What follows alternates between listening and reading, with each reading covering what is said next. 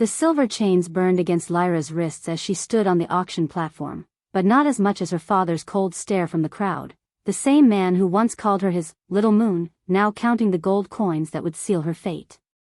The marketplace reeked of sweat and desperation. Lyra kept her chin up, refusing to let the jeers and whispers break her.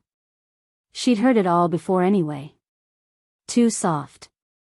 Too round. Too human-looking. In a pack where lean muscle and sharp angles were prized, her curves made her a target. "Look at those hips," someone snickered from the crowd. "Good for breeding, at least." Heat flooded Lyra's cheeks, but she didn't flinch. She'd learned long ago that showing weakness only made things worse. Instead, she focused on her father's face, Thomas Blackthorne, once a respected warrior, now hollow-eyed and desperate. The gambling debts had eaten away at him like a disease, and apparently, she was his cure. "The bidding starts at 50 gold, the auctioneer called out, his voice cutting through the morning air. For Lyra Blackthorne, 16 years old, unmated, bloodline verified. 50 gold. That's what 16 years of her life was worth. Less than her father owed to the underground fight rings. The crowd murmured, but no hands went up. Lyra's stomach twisted. Even as a debt payment, no one wanted her. She caught sight of Marcus Redclaw and his friends in the crowd, the same boys who'd made her school years a living hell. Marcus was smirking, probably enjoying watching her humiliation. "Do I hear 50? The auctioneer tried again, sounding less confident. 40, came a bored voice from the back. 35. Another voice, equally disinterested. Each dropping bid felt like a slap. Lyra bit the inside of her cheek until she tasted blood. Her mother would have fought this. Elena Blackthorne had been fierce, protective, everything a Luna should be. But Elena was 3 years dead, and the circumstances of her death were still whispered about in dark corners. Hunting accident, they said. But Lyra remembered the scratches on her mother's arms that looked nothing like animal claws, and the way her father had burned all of Elena's belongings the next day. 20 gold, someone called out, and the crowd laughed. 20 gold. The price of a decent horse, or a week's worth of supplies. That's what she was worth to these people. Lyra closed her eyes and tried to remember her mother's voice, the lullabies she used to sing, anything to block out this nightmare. Going once. The auctioneer's voice was cut off by the sound of hoofbeats. Heavy, rhythmic, approaching fast. The crowd fell silent as a group of riders emerged from the forest path.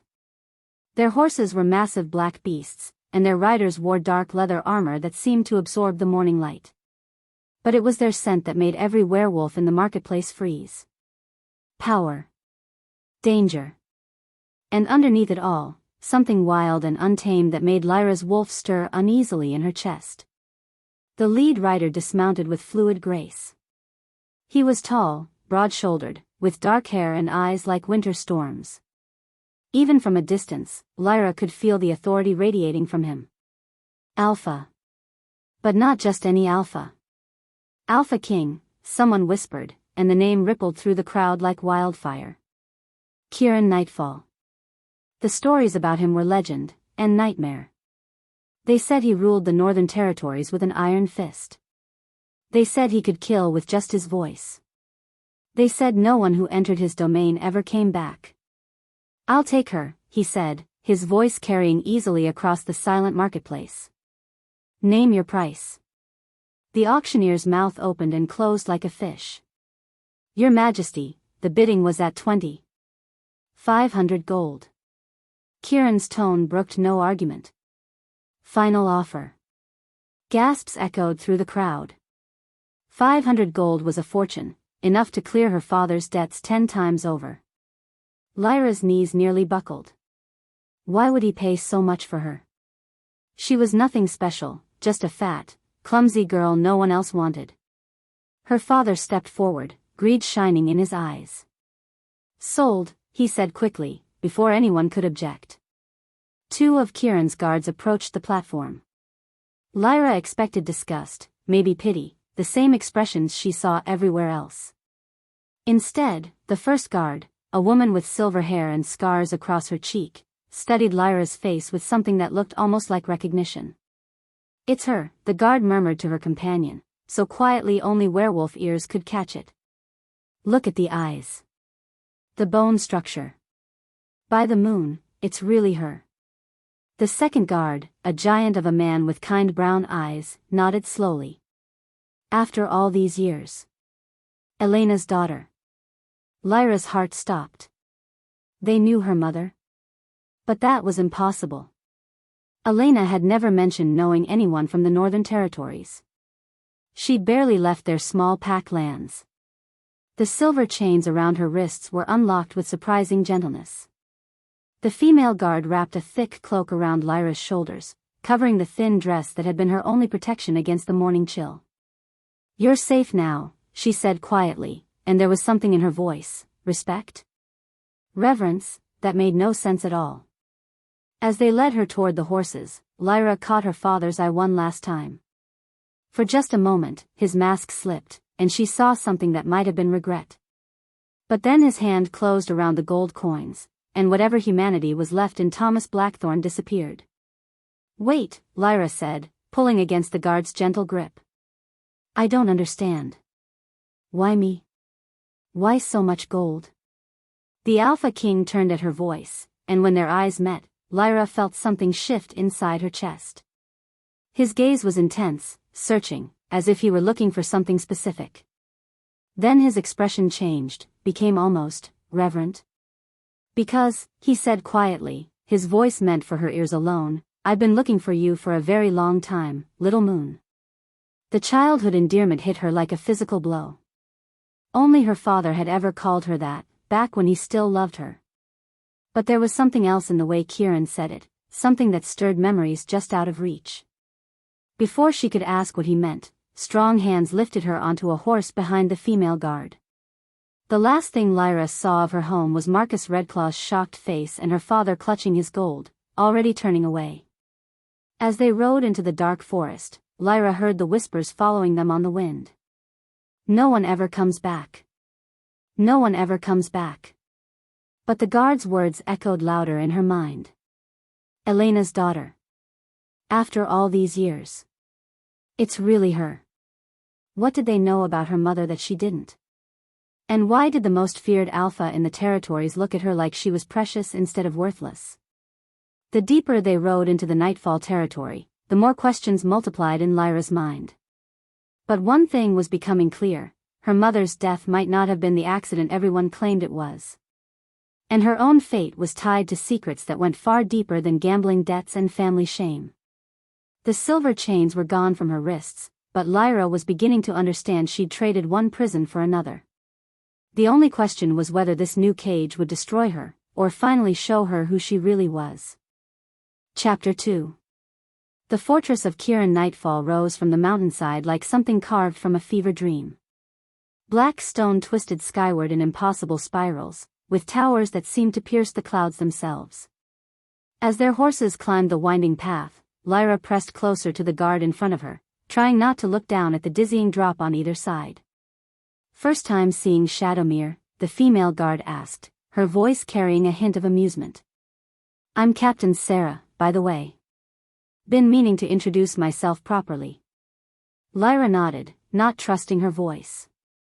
The stories about this place painted it as a fortress of horrors, but what struck her most was how alive it felt. Gardens cascaded down the mountainside in terraced levels, and she could see figures moving along the battlements, not the skeletal guards of legend, but real people going about their daily tasks. "It's not what you expected," Sarah observed, glancing back at Lyra's expression. "I expected dungeons," Lyra admitted. "And torture chambers." Sarah's laugh was genuinely warm. "Well, we do have dungeons. But they're mostly used for storage these days. Torture chambers are terrible for morale." The massive gates opened as they approached, operated by guards who bowed respectfully to their party. Not the fearful deference Lyra was used to seeing around alphas, but genuine respect. Another surprise in a day full of them. Inside the courtyard, Lyra's breath caught. The space was enormous, surrounded by walls that soared overhead, but it buzzed with activity that felt more like a thriving town than a military stronghold.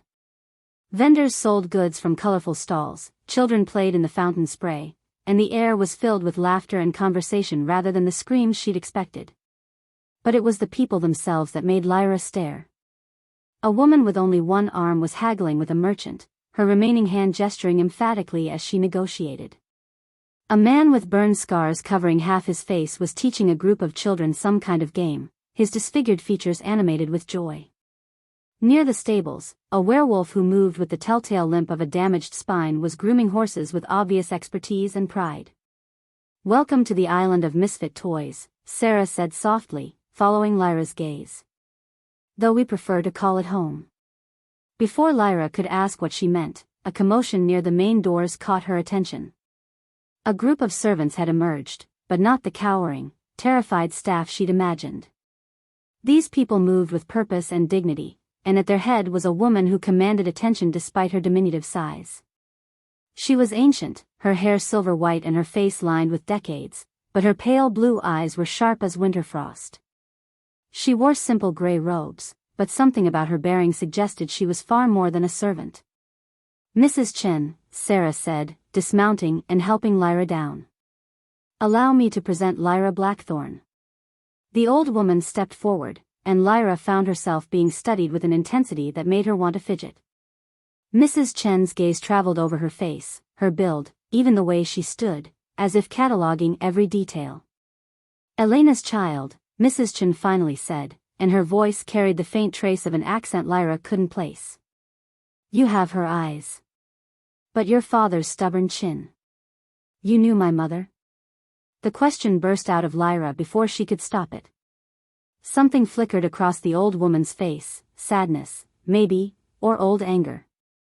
"I knew her well, child. Before the exile, before the lies, before everything went so terribly wrong." "Exile?" Lyra's heart hammered against her ribs. "What exile? My mother was never." "Enough," a voice cut through the courtyard like a blade through silk. Alpha King Kiran Nightfall stood in the main doorway, and every conversation in the courtyard died. Not from fear, Lyra realized, but from respect so absolute it was almost reverent. He'd removed his traveling cloak, revealing a body that spoke of countless battles. Scars crisscrossed his arms and disappeared beneath his dark shirt, each one a story of survival. But it was his eyes that held her. Storm gray and ancient, as if they'd seen far too much. When they settled on her, Lyra felt that strange recognition again, like an echo of something just beyond her memory. "Mrs. Chen, see that our guest is settled in the Rose Tower. The Blue Suite, I think." His gaze never left Lyra's face. "She'll want to rest after her journey." "The Rose Tower?" Mrs. Chen's eyebrows rose nearly to her hairline. "But that's where she belongs," Kiran said firmly. "For now." As servants bustled forward to collect non-existent luggage, Lyra found her voice. "I don't understand any of this. The money you paid, this place, the way everyone keeps looking at me like they know something I don't. What do you want from me?" Kiran studied her for a long moment, and she thought she saw something almost like pain flicker across his features. "What I want," he said quietly, "and what I can have are very different things, little moon. But you're safe here. That's what matters for now." There was that endearment again, spoken with a familiarity that made no sense. Lyra wanted to press him for answers, but Mrs. Chen was already shepherding her toward the main doors with gentle but implacable authority. "Come, child. You need food and rest, and then we can talk about the things that matter." The Rose Tower, as it turned out, was nothing short of magnificent. Lyra's quarters occupied the entire top floor, with windows that offered breathtaking views of the mountains and forest. The furniture was elegant but comfortable, the kind of pieces that were made to last centuries. Fresh flowers filled crystal vases, and a fire crackled welcomingly in the enormous fireplace. "This can't be right," Lyra said, turning in a slow circle. "This is nicer than anything I've ever seen. I'm just a debt payment." "Why would he?" "Because," Mrs. Chen said, setting a tea service on the low table near the fire, "you are far more than that, though I suspect no one bothered to tell you. Sit, child. Eat. You're too thin. The food was incredible: roasted chicken with herbs she couldn't identify, vegetables that tasted like they'd been picked that morning, bread still warm from the oven. Lyra tried to eat delicately, but she'd been surviving on scraps for months. Her father had been selling their food to pay gambling debts long before he'd decided to sell her. Better, Mrs. Chen said approvingly as Lyra cleaned her plate. Now, tell me about your transformations. Lyra nearly choked on her tea. My what? Your wolf form, child. How often do you shift? How long can you maintain the change? Heat flooded Lyra's cheeks. This was the question she'd been dreading, the secret shame she'd managed to hide from everyone except her father. It's not difficult. Mrs. Chen's voice was gentle but knowing. Painful? Incomplete? Tears pricked at Lyra's eyes. I can barely do it at all. Even when I manage the shift, I can only hold it for a few minutes. And the pain. She shuddered at the memory. It feels like my bones are breaking every time. Instead of the disgust or disappointment she expected, Mrs. Chen nodded as if this was exactly what she'd thought she'd hear. Of course it does. You're fighting your own nature, trying to force a change your body isn't ready for. What do you mean? But Mrs. Chen was already standing, smoothing her robes. Rest now. Tomorrow we'll begin to sort things out. But first, you need to understand what you are, not what others have told you you should be. After the old woman left, Lyra wandered her luxurious prison, trying to make sense of everything that had happened. Through the windows, she could see the courtyard below, still busy with activity even as evening approached. The normalcy of it was almost surreal after a lifetime of expecting the worst. A soft knock interrupted her brooding. Come in. Captain Sarah entered, carrying a bundle of clothes. Thought you might want something more comfortable than that auction dress. The clothes were simple but well-made: soft leggings, a tunic that wouldn't pull tight across her curves, sturdy boots that actually fit. After Sarah left, Lyra changed gratefully, marveling at how different she felt in clothing that didn't constantly remind her of her supposed flaws. She was braiding her hair when she heard it, a howl from somewhere deep in the forest. Long, mournful, and achingly lonely. Without thinking, Lyra found herself responding, a sound that started low in her throat and built to something she'd never managed before. The response was immediate. Howls answered from all directions, the pack calling to one of their own. But instead of the usual pain and struggle, Lyra felt something shift inside her chest. Her bones began to elongate, her muscles to change, but this time it didn't hurt. This time, it felt like coming home. For a brief, glorious moment, she was Wolf. Not the broken, incomplete thing she'd always managed before, but something wild and powerful and right. She could smell everything: the mountain air, the forest, the hundreds of scents that marked this as pack territory. She could feel the stone beneath her paws, the strength in her limbs. Then, as suddenly as it had come, the connection snapped. The transformation reversed itself so violently that Lyra hit the floor hard, gasping and shaking. Her bones felt like they were on fire, her muscles cramping as they returned to human form. Damn, she whispered, tears streaming down her face. For a moment, she'd thought maybe here, in this strange place, things might be different. But she was still the same broken girl who couldn't even manage a proper shift. A slow clap from the balcony made her head snap up. Alpha King Kieran stood in the doorway. She hadn't even noticed, his expression unreadable. How long have you been there? She demanded, scrambling to cover herself with a discarded blanket. Long enough. He stepped into the room, his movements predatory but somehow not threatening. That was your first real shift, wasn't it? Lyra's face burned with humiliation. It wasn't real. I couldn't hold it. It was real, he said firmly. And the reason you couldn't hold it has nothing to do with weakness. Then what? The question came out sharper than she'd intended, but she was tired of riddles and half-answers. Kieran was quiet for a long moment, studying her with those storm-gray eyes. When he spoke, His voice was soft, almost reverent. You shifted in response to the pack call. Not just any pack call, my pack call.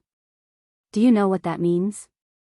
Lyra shook her head, not trusting her voice. It means your wolf recognizes this territory. Recognizes me. He paused, something almost like pain crossing his features. It means you're exactly who I thought you were. I don't understand. You will. Kieran moved toward the door, then paused. The transformation failed because you're not just any werewolf, Lyra. You never were. Your mother knew it, and that's why she died protecting the secret. What secret? But he was already gone, leaving Lyra alone with more questions than answers. She pulled herself up from the floor, her body still aching from the failed shift. But underneath the pain was something else, a sense of possibility she hadn't felt in years. For just a moment, she'd been whole. She'd been powerful. And Kieran had watched it happen with knowing eyes, as if he'd been expecting it all along. Whatever game was being played here, whatever secrets everyone seemed to know except her, Lyra was beginning to suspect her part in it was far larger than anyone had bothered to mention. The question was whether that was a good thing, or the most dangerous thing that had ever happened to her. Outside her window, the pack was still calling, their voices weaving together in the ancient song of wolves. And somewhere in that harmony, Lyra could swear she heard an echo of her own voice, calling back. Chapter 3.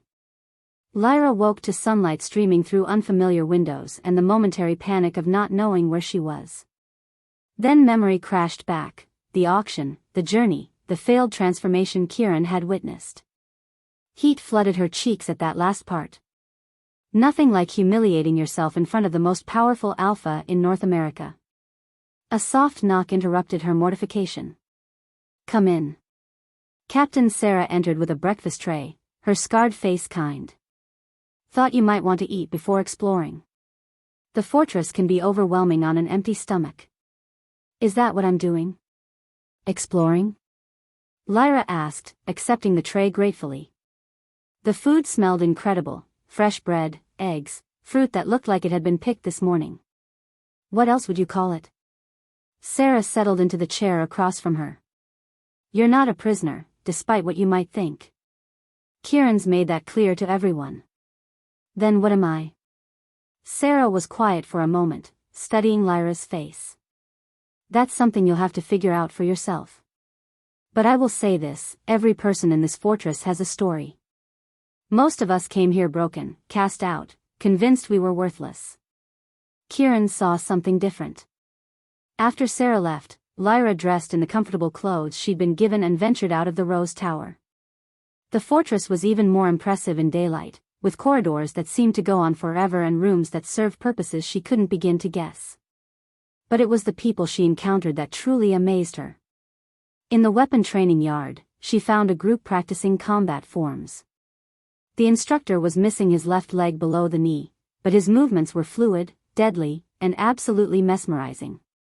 His students included a woman with distinctive albinism, her white hair and pale skin marking her as different in a society that valued dark, wolf-like features.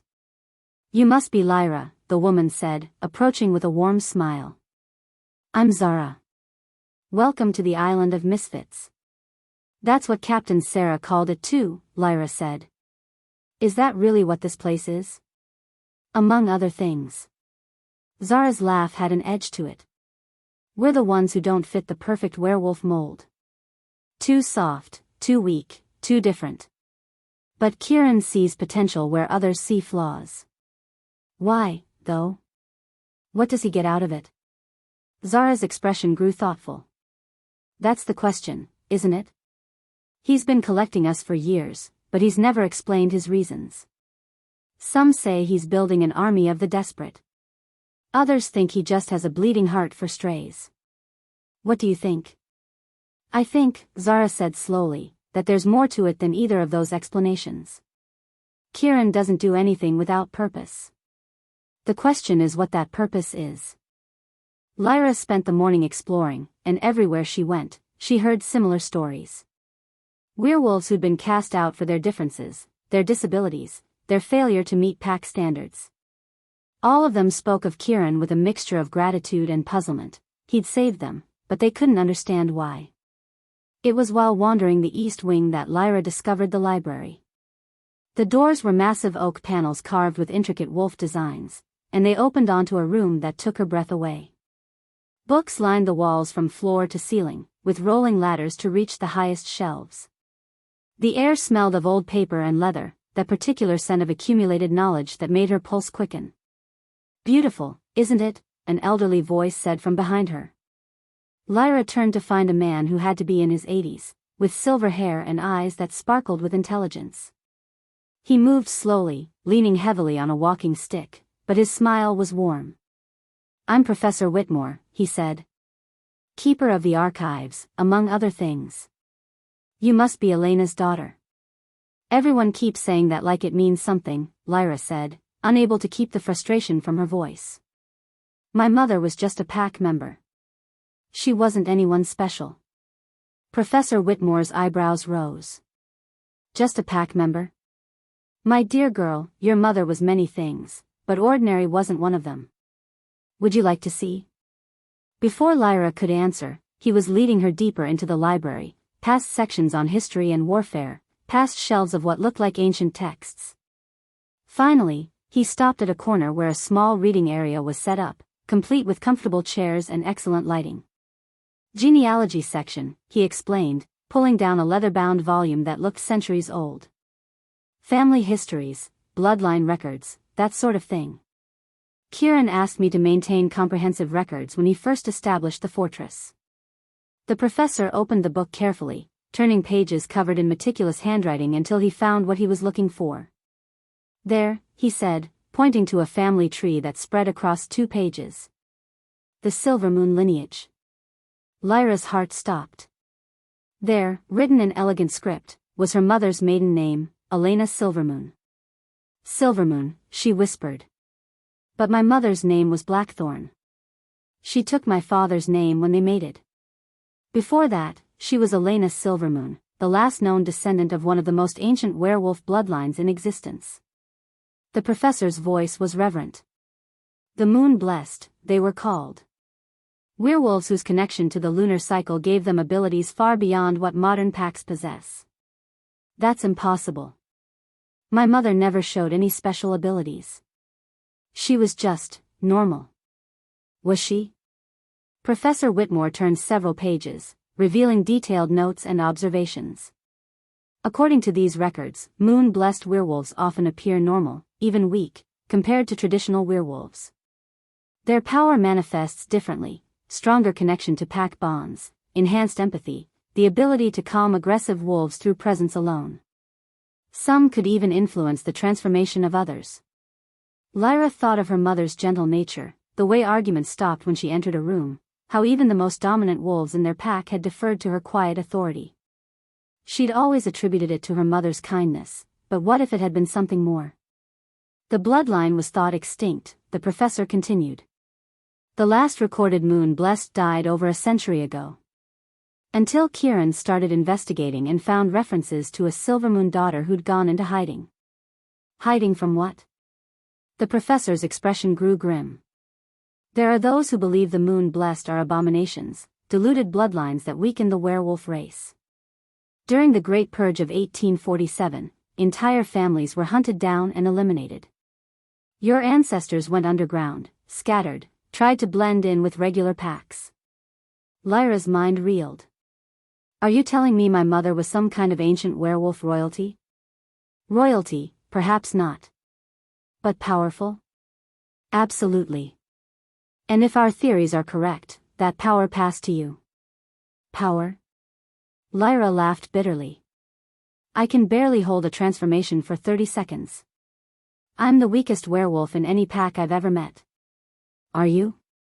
Or are you trying to transform in a way that goes against your very nature?" The professor closed the book gently. "Modern werewolves force their changes through aggression, dominance, territorial instincts. Moon-blessed transformations were triggered by emotional connection, by lunar energy, by the bonds between pack members. Last night's brief, glorious transformation came flooding back.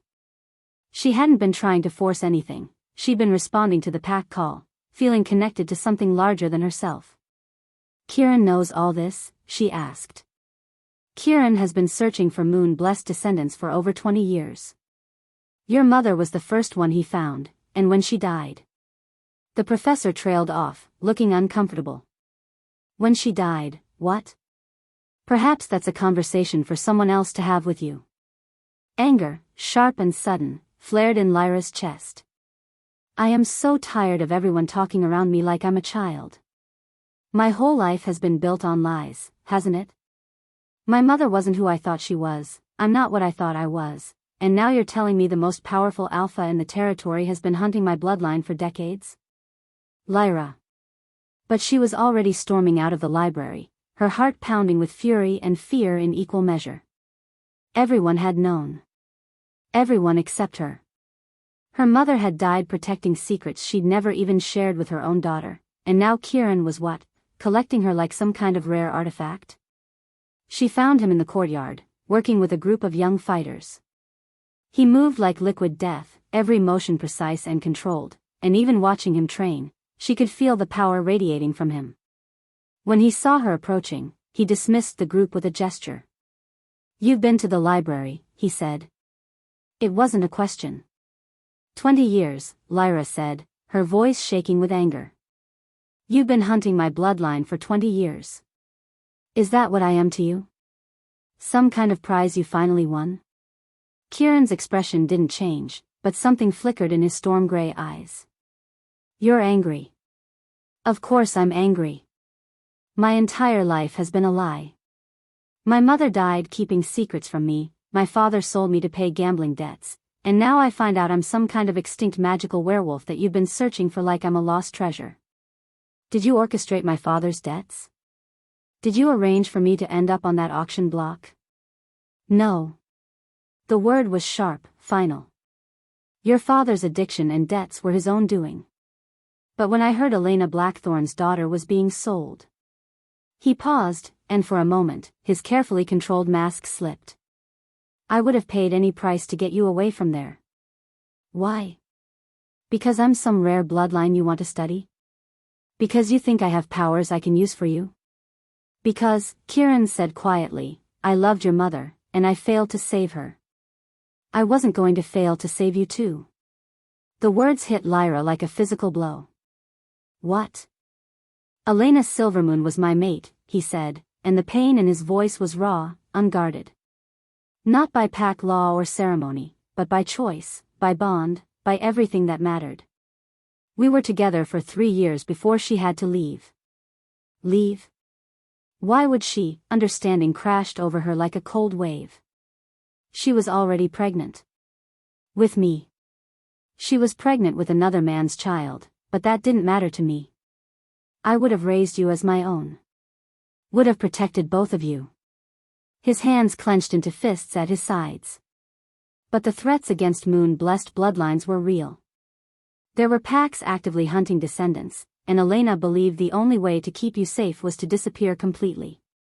So she went back to my father. She went into hiding with a man who could provide cover, yes. I respected her choice, even though it nearly destroyed me. Kieran's voice was barely above a whisper. I've been watching from a distance ever since, making sure you were safe. When your mother died 3 years ago, I investigated. That wasn't a hunting accident, Lyra. Someone found her, someone who knew what she was. The ground felt unsteady beneath Lyra's feet. Everything she believed about her life, her family, her identity, none of it was real.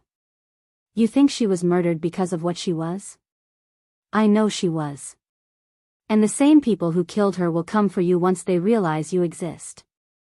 Fear replaced anger in Lyra's chest, cold and spreading. What kind of people? Purists. Werewolves who believe our bloodlines should remain pure, that moon-blessed abilities are corruptions that weaken the race. They've been systematically eliminating descendants for over a century. And you think I have these abilities? I know you do. What happened last night was just the beginning. With proper training, proper understanding of your heritage, you could be incredibly powerful. Or I could end up dead like my mother. Kieran stepped closer, and she could feel the intensity rolling off him in waves. Not while I'm alive. I couldn't save Elena, but I will die before I let anyone harm you.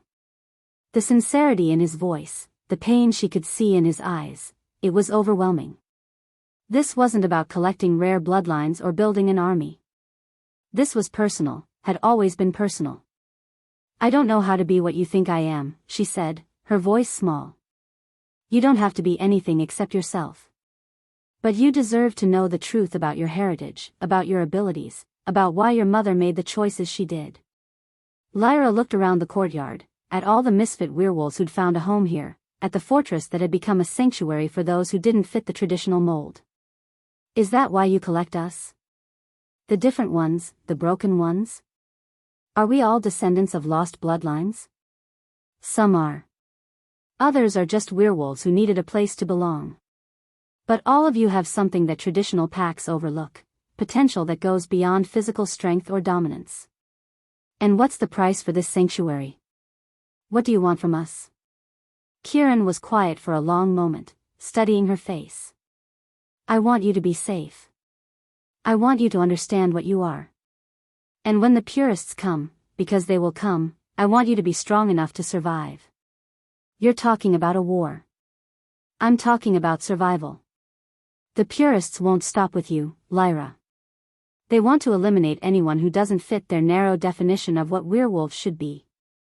Everyone in this fortress is a target.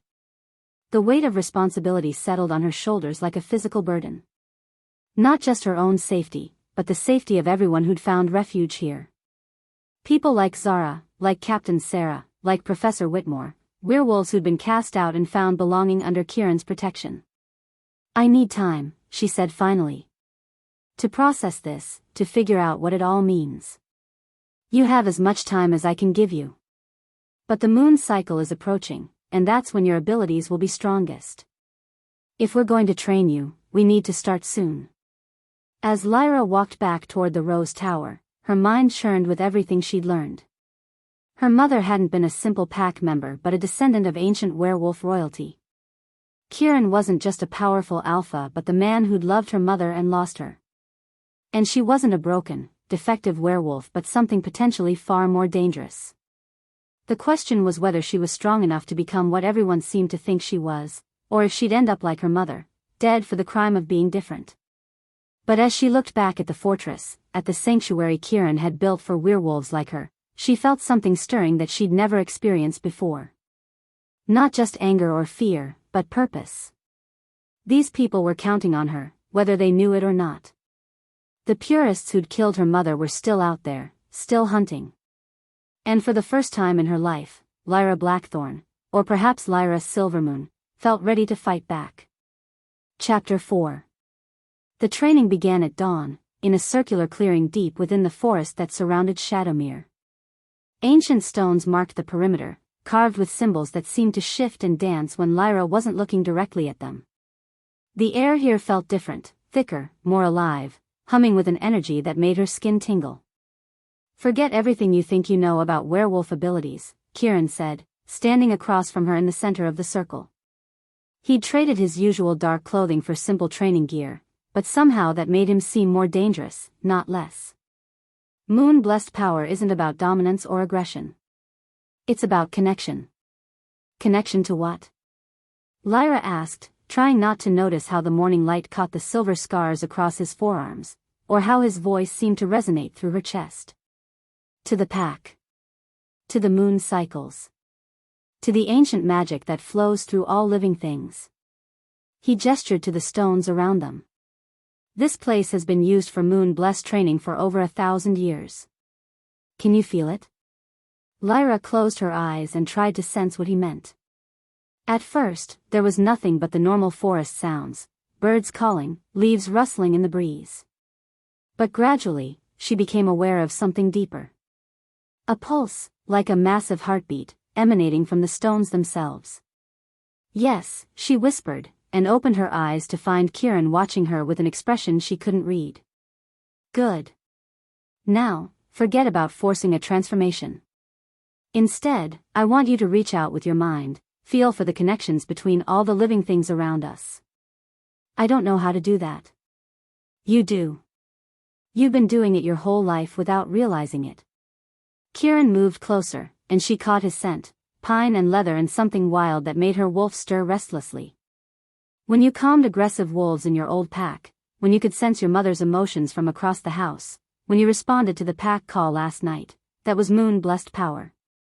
Heat flushed through Lyra as she remembered those moments, the times when she'd somehow known things she shouldn't have been able to know.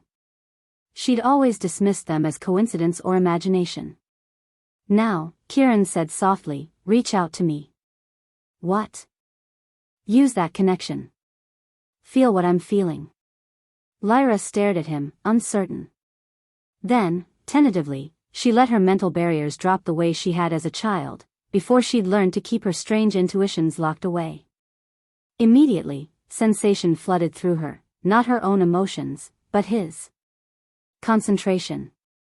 Determination. And underneath it all, a deep, aching loneliness that made her gasp. Too much too fast, Kieran said, steadying her as she swayed. Control is key. You're not trying to merge with my mind, just touch the surface. They worked for hours, practicing the delicate art of emotional connection without losing herself in the process.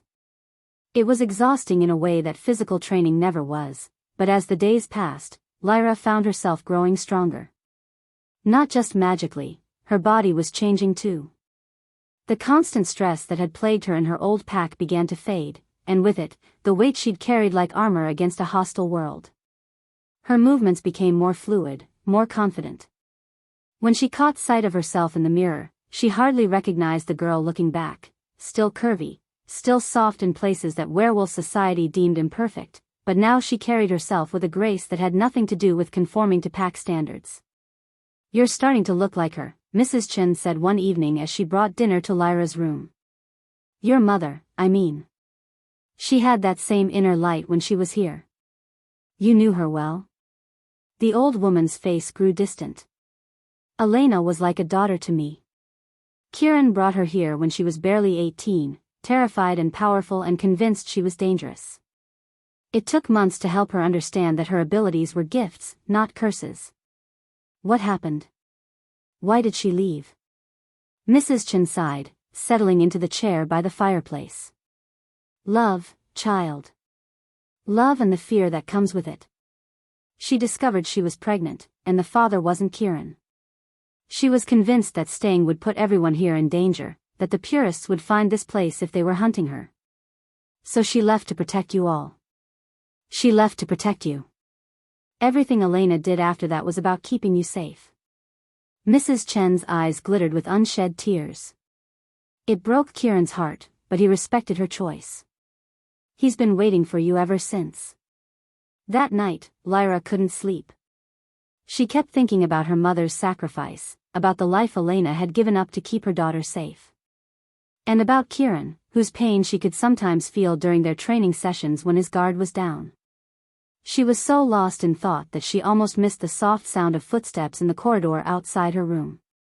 But something about the rhythm set her nerves on edge. These weren't the confident strides of castle staff or the measured pace of guards. These footsteps were trying to be stealthy. Moving silently to the window, Lyra peered down at the courtyard below. A group of figures in dark cloaks was moving through the shadows, heading toward the main keep. Her newly awakened senses caught their scent on the wind, strangers, tense with purpose and hostile intent. Without thinking, she reached out with her mind, trying to sense their emotions the way Kieran had taught her. What she found made her blood run cold. Hatred. Disgust. And underneath it all, the cold determination of hunters who'd found their prey. Purists. Lyra grabbed her clothes and dressed quickly, then slipped out of her room. The castle's corridors had become familiar over the past 2 weeks, and she moved through them like a ghost, following the mental trail of malevolent intent. She found them in the Great Hall, where Kieran waited with Captain Sarah and a handful of his most trusted warriors. But it wasn't the cloaked figures who made Lyra's heart stop, it was the man standing beside them, his face haggard but his eyes hard with determination. Her father. Thomas Blackthorne stood in the hall of his daughter's sanctuary, and the look he gave her when he spotted her in the doorway was one of grim satisfaction. There she is, he said, his voice carrying the same tone he'd used when selling her at auction. My wayward daughter. Father? Lyra stepped into the hall, confusion and hurt warring in her chest. What are you doing here? How did you even find this place? With help, Thomas said, and gestured to the lead figure in the dark cloak. The man pushed back his hood, revealing a face that was all sharp angles and cruel beauty. His eyes were pale blue, nearly colorless, and when he looked at Lyra, she felt like prey being sized up by a predator. Lyra Blackthorn, the man said, his voice cultured but cold. Or should I say, Lyra Silvermoon? You've led us quite a chase. Marcus Vex, Kieran said, and there was death in his voice. I should have known you'd crawl out of whatever hole you've been hiding in. Alpha King, Vex replied mockingly. Still collecting strays, I see. Though this one is rather special, isn't she? She's under my protection. Not anymore. Vex smiled, and it was like watching a snake prepare to strike. You see, I've made a deal with her father. Mr. Blackthorn was quite eager to cooperate once I explained the situation to him. Lyra looked between her father and the purest leader, understanding dawning like a cold sunrise. You made a deal with them? After everything they've done? Thomas's face flushed, but his voice remained steady. They told me what you are, Lyra. What your mother was. Abominations. Corruptions of pure werewolf blood. They're offering to cleanse you of the taint, to make you normal. Normal? Rage exploded through Lyra's chest, so powerful it made the air around her shimmer. Is that what you think I need? To be cleansed? The moon-blessed bloodline is a disease, Vex said conversationally. One that we've been working to eliminate for generations. Your mother understood that, in the end. Why else do you think she ran from here? She knew her very existence was a threat to the natural order. My mother ran to protect her child, Kieran said, stepping protectively in front of Lyra. Something you wouldn't understand. Oh, but I do understand. Just as I understand what you're really doing here, Nightfall. Collecting ancient bloodlines, training them, preparing them for something. Care to tell the girl what you're really planning? Lyra felt Kieran's tension spike, and with her newly awakened abilities, she caught a flash of emotion from him, guilt, fear, and something that felt like desperation. Kieran, she said quietly. What is he talking about? Tell her, Vex said with obvious enjoyment. Tell her about the Shadowbane curse. Tell her about the ritual you're planning, and what it will cost her. The silence stretched between them, heavy with unspoken truths. Finally, Kieran turned to face her, and the pain in his eyes was like a physical blow. There's something I haven't told you, he said, his voice barely above a whisper. About why I've been gathering the bloodlines, about what we're preparing for. The curse, Professor Whitmore's voice came from the doorway, where he'd appeared with Mrs. Chen and several other residents of the castle. He's talking about the Shadowbane curse. What curse? Lyra demanded, though part of her already knew she didn't want to hear the answer. A magical plague, the professor said, his ancient face grim. Cast by purist extremists 3 centuries ago. It's been slowly poisoning werewolf bloodlines ever since, making us weaker, shorter-lived, less connected to our wolf nature. That's why so many modern werewolves struggle with transformation, why pack bonds have grown weaker, why our birth rates are declining. And the only way to break it, Vex said with malicious pleasure, is through a blood sacrifice. The life force of a moon blessed, freely given, channeled through descendants of the 5 ancient bloodlines during the next lunar eclipse. Lyra felt the world tilt around her. A blood sacrifice. You mean? Your death, Kieran said, the words seeming to tear from his throat. The ritual requires your life. That's why I've been gathering the bloodlines, why I've been training you. Not just to awaken your abilities, but to prepare you for what's coming. The betrayal hit her like a physical blow. All of it, the rescue, the training, the growing feelings between them, it had all been leading to this moment, to her willing sacrifice for the greater good. You've been planning to kill me, she said, her voice hollow with shock. Not kill, Kieran said desperately. Save everyone else. The curse is accelerating, Lyra. Within a generation, werewolves will be extinct. Your sacrifice could save the entire species. How noble, Vex said mockingly. Though I suspect the good Alpha King hasn't mentioned that he's been developing feelings for his intended sacrifice. Makes it rather more complicated, doesn't it? Lyra looked around the great hall, at all the people she'd come to care about over the past 2 weeks. Zara with her gentle strength, Captain Sarah with her fierce loyalty, Mrs. Chen who'd become like a grandmother to her. Professor Whitmore with his endless knowledge and kind eyes. All of them had known. All of them had been preparing her for death. The lunar eclipse is in 3 days, her father said, breaking the tense silence. Come with us now, Lyra, and Mr. Vex has promised to find a way to remove the moon-blessed abilities from your bloodline permanently. You can live a normal life. Normal, Lyra repeated, tasting the word like poison. With you? After you sold me like livestock? I was trying to protect you. You were trying to pay your gambling debts.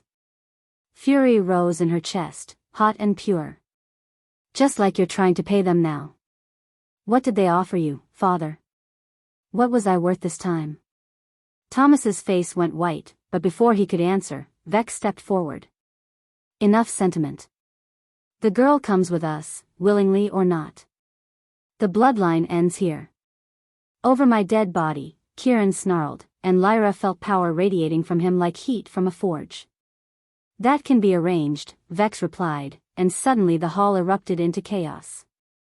The purists attacked with silver weapons and poison darts, moving with the precision of trained assassins.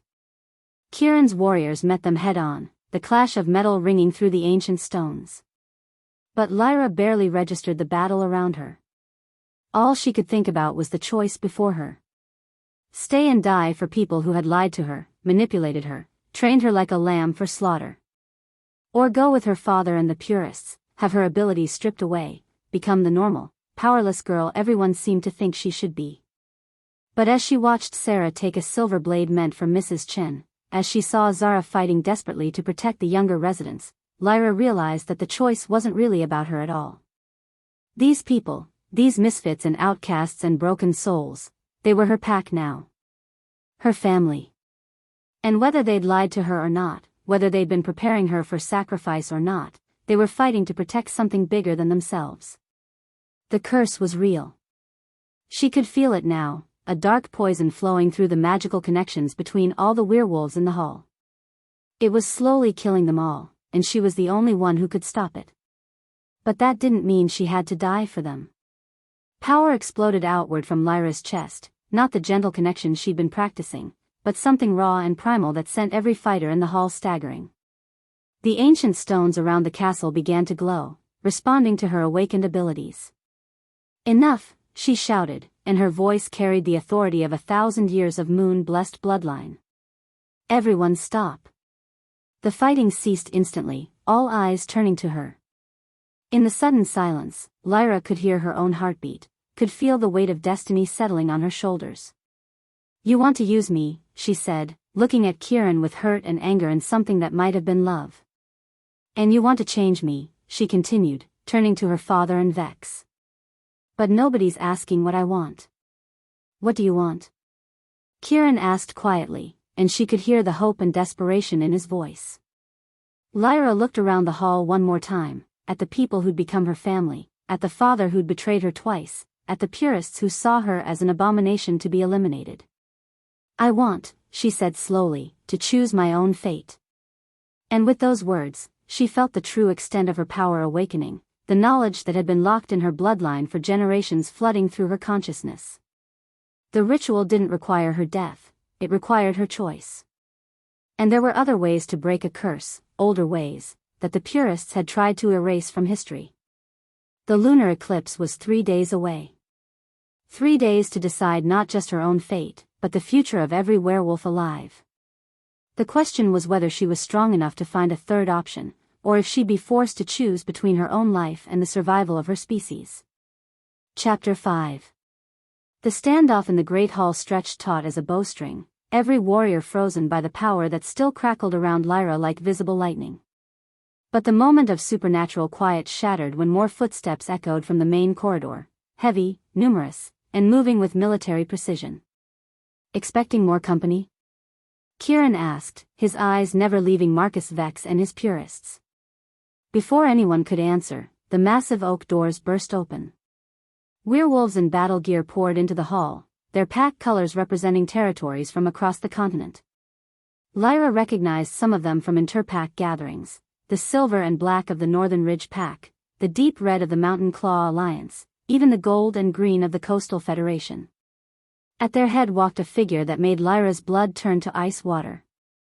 "Hello, daughter," Thomas Blackthorne said, but this wasn't the broken, desperate man who'd sold her at auction.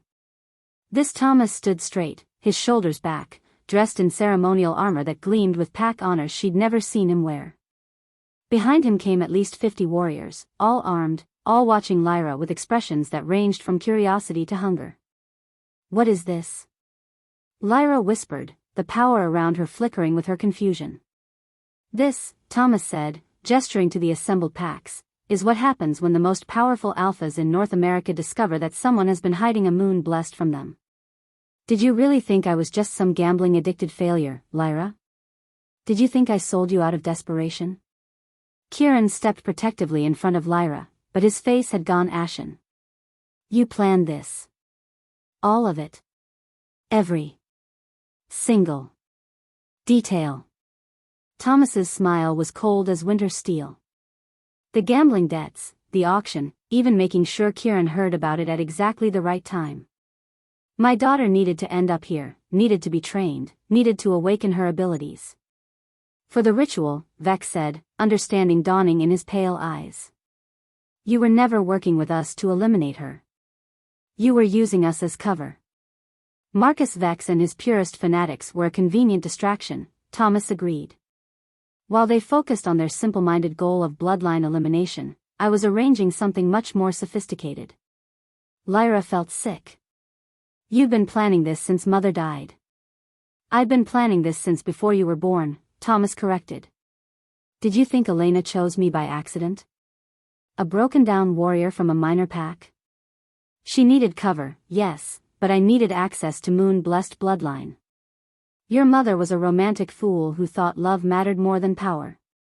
The casual dismissal of Elena's sacrifice hit Lyra like a physical blow. But it was Mrs. Chen who spoke first, her ancient voice shaking with fury. "Elena loved you," she said, stepping forward despite the weapons trained on her. "She gave up everything for you." "Elena was a tool," Thomas replied without emotion. "A very useful one, but still just a means to an end. And when she started asking too many questions, when she threatened to expose the network we'd built." He shrugged. "Hunting accidents happen." The confirmation of what they'd all suspected, that Elena had been murdered, sent a ripple of rage through the assembled castle defenders. But Lyra felt something different, something cold and sharp settling in her chest where her heart used to be. "You killed my mother," she said, and power began building around her again, stronger this time. "I removed an obstacle," Thomas corrected. "Just like I'm removing obstacles now. You see, Lyra, the Shadowbane curse isn't the plague that Kieran and his bleeding hearts think it is. It's evolution." "What are you talking about?" Kieran demanded. "The curse doesn't kill werewolves, it culls the weak ones," one of the other alphas said, stepping forward. Lyra recognized him as Alpha Morrison from the Northern Ridge Pack, a man whose territory produced some of the strongest wolves in the continent. Pure bloodlines grow stronger while diluted ones fade away. Natural selection at its finest. "You're insane," Sarah spat. "The curse is killing children, making entire packs infertile." "Making weak packs infertile," Morrison corrected. "Strong packs, pure packs, we're thriving. Our birth rates are higher than they've been in centuries. Our wolves are stronger, faster, more connected to their primal nature." Understanding crashed over Lyra like a dark wave. "You want to keep the curse. You want it to continue killing the weak so you can rule over what's left." "Smart girl," Thomas said approvingly. "The old world is dying anyway. Too many mixed bloodlines, too many packs trying to integrate with humans, Too many weak wolves dragging down the gene pool. The curse is just accelerating what needed to happen naturally. And the moon-blessed ritual? Kieran asked, though Lyra could see he was already putting the pieces together. We'll break the curse, yes, Thomas confirmed. But only if performed correctly, with the willing sacrifice of a fully awakened moon-blessed. However, if that same moon-blessed were to be interrupted during the ritual, if their power were to be harvested instead of sacrificed. He smiled. Well, the curse would not only continue, it would become permanent. And those of us with the foresight to prepare would inherit a much more manageable world. The pieces clicked together in Lyra's mind with horrible clarity. You sent me here to be trained. To awaken my abilities. But you never intended for Kieran's ritual to succeed. I needed you to reach full power, Thomas agreed. And I needed detailed intelligence about Kieran's plans, his defenses, his allies. You've been my spy, daughter, whether you knew it or not. Every training session, every moment of awakening power, every tactical discussion you overheard, it all came back to me through sources you never suspected. Lyra thought about the past 2 weeks, about the servants who'd been so kind to her, the guards who'd seemed so protective. How many of them had been reporting to her father? Who? She asked quietly. Does it matter? What matters is that we're here now, and you're going to come with us willingly. The lunar eclipse is tomorrow night, and we have our own ritual prepared. One that will harvest your power instead of sacrificing it. Harvest it how? Kieran demanded, but Lyra could already feel the answer in the malevolent emotions radiating from the assembled alphas. By draining it slowly, Morrison said with obvious relish. Keeping her alive but tapping her power continuously. A moon-blessed battery, you might say, ensuring the curse remains active for as long as we need it. The casual way they discussed torturing her for the rest of her life snapped something inside Lyra's chest. Power exploded outward from her in a shockwave that sent everyone in the hall staggering, friend and foe alike. You're all insane, she snarled, and her voice carried harmonics that made the ancient stones of the castle resonate. Every last one of you. Fighting over a world that's dying, scheming to control power that should heal instead of harm. Lyra, Kieran said, reaching for her, but she stepped back. No. You wanted to sacrifice me for the greater good. They want to torture me for personal gain. And my father, she turned to face Thomas, and the look in her eyes made him take an involuntary step backward. My father has been playing games with my life since before I was born. Now, daughter. I am not your daughter, Lyra said, and the temperature in the hall dropped 10 degrees. A father protects his child. A father loves unconditionally. You're nothing but a stranger who happens to share my blood. The power building around her was different now, not the gentle connection she'd been practicing but something primal and vast that seemed to draw strength from the very foundations of the castle. Through the great windows, she could see the moon hanging full and bright in the pre-dawn sky, and its light seemed to pour directly into her veins. The eclipse is tomorrow, Thomas said, his voice taking on a more urgent edge. Whether you come willingly or not, this ends then. The only question is whether it ends with your cooperation or your subjugation. Marcus, he called to Vex, you and your purists can have the castle defenders. Kill whoever you want. We just need the girl. The hall erupted into chaos as 3 different factions clashed in the confined space. Kieran's defenders fought with desperate courage, but they were outnumbered nearly 3 to 1. Silver weapons flashed in the moonlight streaming through the windows, and the air filled with the sounds of battle, metal on metal, snarls of pain and rage, the wet sound of claws finding flesh. Lyra stood in the center of it all, power swirling around her like a visible storm, and for the first time in her life, she felt truly, completely alone. Everyone who claimed to care about her had their own agenda. Everyone who said they loved her wanted to use her for something. She was so lost in that devastating realization that she almost missed the silver dagger flying toward Kieran's unprotected back. Without thinking, she reached out with her power, trying to deflect the blade.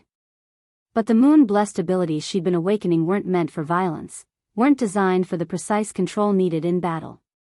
Instead of a gentle push, raw force exploded from her in a concentrated burst. The dagger vaporized. So did the purist who'd thrown it. And so did Thomas Blackthorne, who'd been standing directly behind the attacker. The sudden silence was deafening. Every fighter in the hall, friend and foe alike, stared at the empty space where Lyra's father had been standing moments before. Not even Ash remained.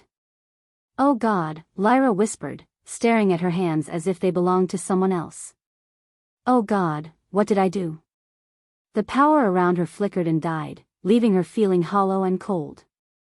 She'd killed her father. Not in a moment of rage or revenge, but by accident, while trying to save someone else. The man who'd betrayed her, who'd murdered her mother, who'd planned to torture her for the rest of her life, and she'd destroyed him without even meaning to. "Lyra," Kieran started forward, but she backed away. "Don't. Please don't." Tears streamed down her face, but she couldn't tell if they were from grief or horror or relief. "I didn't mean to. I was trying to save you, and You saved us all," Morrison said, and there was something like respect in his voice now. That kind of power, unleashed without training or control. No wonder your father wanted to harvest it. "The eclipse is tomorrow," another alpha said, eyeing Lyra with new wariness. With that kind of raw power, the ritual could go very wrong. For everyone. Lyra looked around the hall, at the bodies scattered across the ancient stones, at the faces watching her with mixtures of fear, awe, and calculation. She'd wanted to choose her own fate, but fate seemed determined to choose for her. Her father was dead by her hand. The purists were scattered but not defeated. The curse continued to spread. And tomorrow night, under the eclipse, she would have to decide not just her own future, but the future of every werewolf alive. The weight of that responsibility should have crushed her. Instead, as she stood in the ruins of her family's final betrayal, Lyra felt something unexpected settling in her chest. Determination. She was done being everyone else's pawn.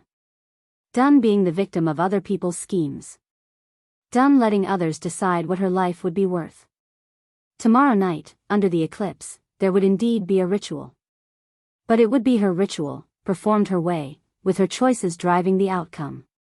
The question was whether anyone, ally or enemy, would survive what she was planning to do. "Clear the hall," she said, and her voice carried an authority that made even the hostile alphas hesitate. "All of you. I need to think." "Lyra," Kieran said softly, "you don't have to." "Yes," she said, meeting his eyes with a calm that surprised them both. "I do.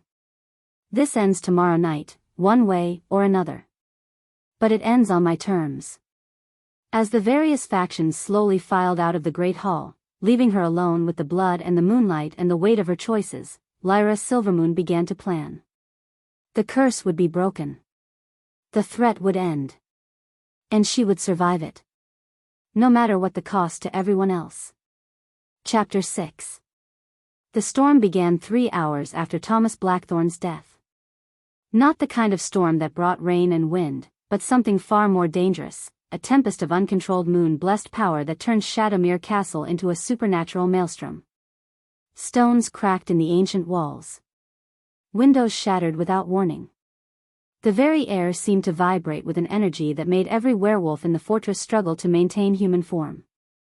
Lyra sat in the center of her chambers, knees drawn to her chest, power radiating from her in waves she couldn't contain. Every time she tried to calm herself, the image of her father's death flashed through her mind, not his face, but the empty space where he'd been, the way he'd simply ceased to exist at her touch. She'd killed him. Not in self-defense, not in a moment of rage, but by accident. With power she didn't understand, couldn't control, and never should have possessed. Another surge of energy burst from her, and she heard something large crash in the courtyard below. Probably another section of the outer wall. At this rate, she'd bring down the entire fortress before sunrise. A soft knock interrupted her spiral of self-loathing. "Lyra?" Kieran's voice, carefully controlled but strained. "May I come in?" "Stay away," she called back, not trusting herself to look at him. "I can't control it. I could hurt you." "You won't. You don't know that." "I don't know that." Another wave of power pulsed outward, and she heard his sharp intake of breath through the door. Even he could feel the intensity of what was building inside her. The door opened anyway, because of course it did. Kieran never had been good at following orders when it came to his own safety.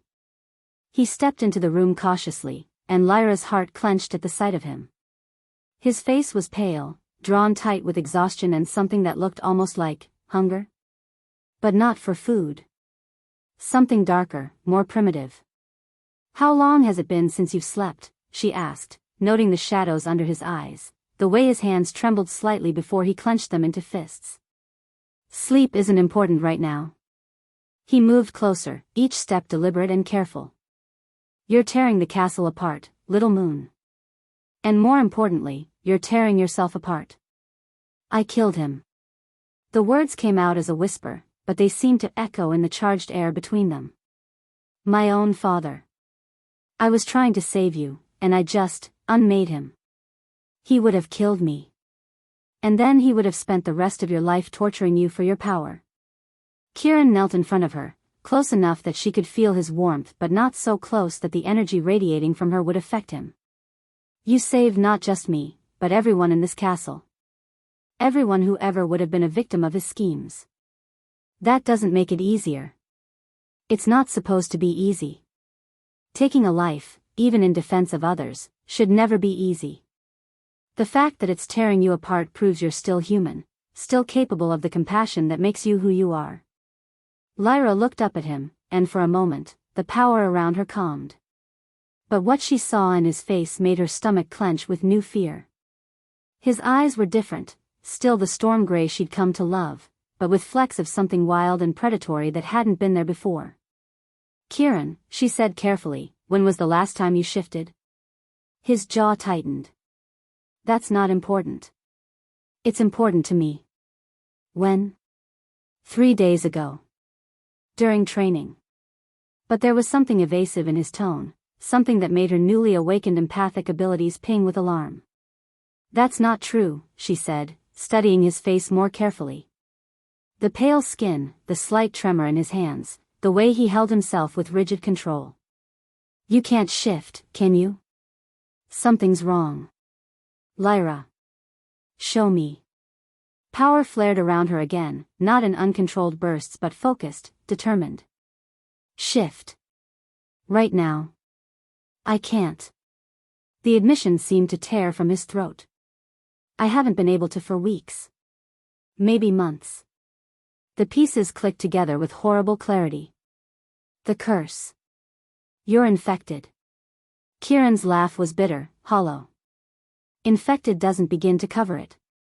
The Shadowbane curse doesn't just weaken werewolves, Lyra. It turns us into something else. Something that's not quite human and not quite wolf, but hungry for both." "What do you mean?" Instead of answering, he stood and moved to the window, staring out at the pre-dawn darkness. "The curse progresses in stages. First, you lose the ability to shift cleanly. Then you start losing time, having blackouts where your wolf nature takes over but can't fully manifest. Finally."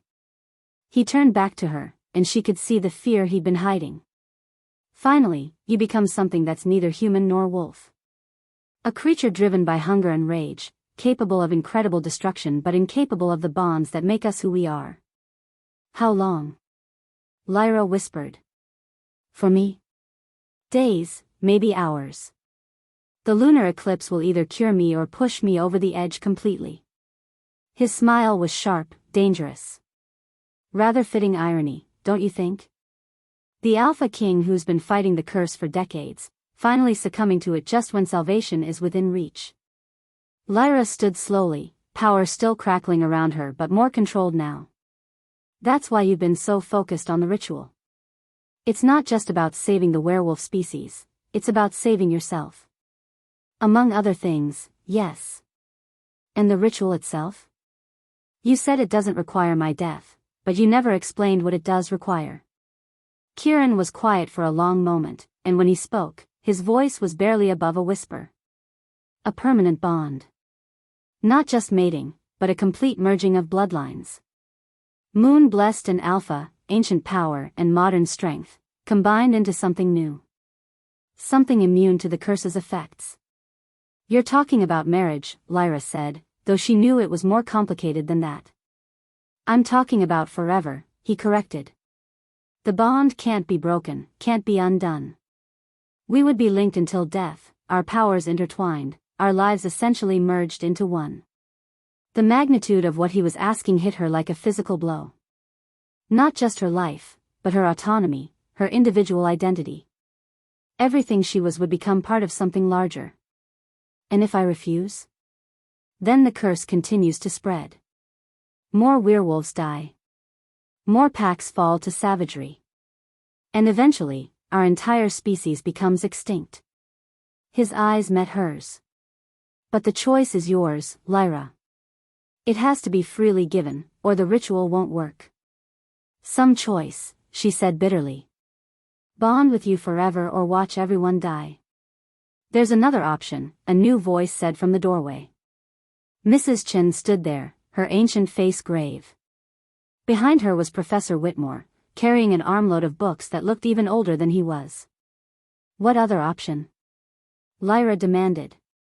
The truth about the curse's origin, the professor said, setting the books on her table with reverent care. The truth about who created it and why. You know who cast the Shadowbane curse? Not who, Mrs. Chen said quietly. What? And the answer is going to be very difficult for you to hear. The old woman opened the largest of the books, its pages so ancient they seemed ready to crumble at a touch. The text was in a language Lyra didn't recognize, but somehow she could read it, the words flowing into her mind as clearly as if they were written in English. The Covenant of Shadows, she read aloud. A binding curse cast in the name of justice, sealed with the blood of the innocent, to bring reckoning upon those who would destroy the sacred bloodlines. Her voice trailed off as understanding dawned. The moon blessed cast this curse, she whispered. My ancestors created the Shadowbane. 300 years ago, Professor Whitmore confirmed. When the Great Purge was at its height, when entire moon-blessed families were being hunted down and slaughtered. The last surviving council of elders performed a ritual of vengeance. They were dying, Mrs. Chen added softly. Watching their children murdered, their bloodlines systematically eliminated. In their desperation, they chose to curse their persecutors rather than fade quietly into extinction. Lyra sank into a chair, the weight of this revelation crushing. They cursed all werewolves. Not just the ones hunting them, but everyone. The curse was meant to affect only those with impure intent toward the moon-blessed bloodlines, the professor explained. But curse magic is notoriously difficult to control. Instead of targeting individuals, it infected the entire species. And it's been getting stronger ever since, Kieran said grimly. Fed by the very hatred and fear it was meant to punish. But there's more, Mrs. Chen said, turning to another page in the ancient text. The original casters included a failsafe. A way to break the curse if their descendants ever found a path to true peace. Lyra leaned forward, hope and dread warring in her chest. What kind of failsafe? A willing sacrifice, the professor read. Not of life, but of vengeance. A moon-blessed descendant must choose to forgive those who wronged their bloodline, and seal that forgiveness with a bond of trust so complete that it cannot be broken. The mating bond, Kieran said, understanding lighting his eyes. That's why it has to be permanent, why it has to be freely given. You're not just bonding with me, you're forgiving 3 centuries of persecution on behalf of your entire bloodline. And if I can't? Lyra asked, though she already knew the answer. Then the curse continues, Mrs. Chen said simply. And eventually, it consumes everything. As if summoned by her words, a howl echoed from somewhere deep in the castle. Not the normal call of a werewolf, but something twisted, hungry, barely recognizable as having once been human. Kieran's head snapped toward the sound, and Lyra saw his control slip for just a moment. His eyes flashed with that same wild hunger, his hands curling into claws before he forced them back to human shape. It's starting, he said, his voice strained. The eclipse begins at sunset tonight. If we're going to do this, it has to be soon. Another howl answered the first, and then another. Somewhere in Shadowmere, the curse was claiming more victims, turning werewolves into the savage creatures her ancestors had created in their pain and fury. Lyra closed her eyes, feeling the weight of every choice that had led to this moment. Her father's betrayal, her mother's sacrifice, Kieran's desperate love, the ancient pain of her bloodline, all of it balanced on the edge of what she decided to do next. When she opened her eyes, her power had settled around her like a calm ocean, controlled and purposeful. "Tell me exactly what the ritual requires," she said. "Lyra," Kieran said carefully, "you don't have to." "Tell me," she repeated, and there was steel in her voice now. "All of it. No more secrets, no more half-truths. If I'm going to choose, I choose with full knowledge of what I'm agreeing to." Kieran looked at Mrs. Chen and Professor Whitmore, who nodded encouragingly. "The ritual must be performed at the height of the lunar eclipse," he began. "It requires a willing exchange of life force between a moon-blessed and an alpha, sealed with blood and witnessed by representatives of the 5 ancient bloodlines." The other residents of the castle, Lyra realized. Zara, Captain Sarah, all the others, they're the witnesses. They're the living proof that the old bloodlines can coexist, can support each other instead of destroying each other, Mrs. Chen confirmed. "And after the ritual?" "We would be bonded permanently," Kieran said. "Our lives linked, our powers combined. Neither fully moon-blessed nor fully traditional werewolf, but something new. Something immune to the curse." "And everyone else?" "The curse breaks," Professor Whitmore said. "Not just stops, but reverses. Werewolves who've been affected begin to heal. Packs that have been weakened regain their strength. The savage ones return to themselves." "In theory," Kieran added quietly. "In theory," Lyra agreed. "And if it doesn't work?" "Then we die," he said simply. "And the curse continues until there are no werewolves left to infect." Outside, the howling was getting louder, more frequent. The eclipse was still hours away, but already the curse was responding to the lunar energy, growing stronger, pushing its victims further toward the edge of sanity. Lyra stood and moved to the window, looking out at the castle that had become her home, at the people who had become her family. In the courtyard below, she could see them preparing defenses, organizing the healthy werewolves to contain those who were losing themselves to the curse's final stages. These people had taken her in when her own family betrayed her. They'd trained her, protected her, shown her what she could become. And now they were depending on her to save them all. "One more question," she said without turning around.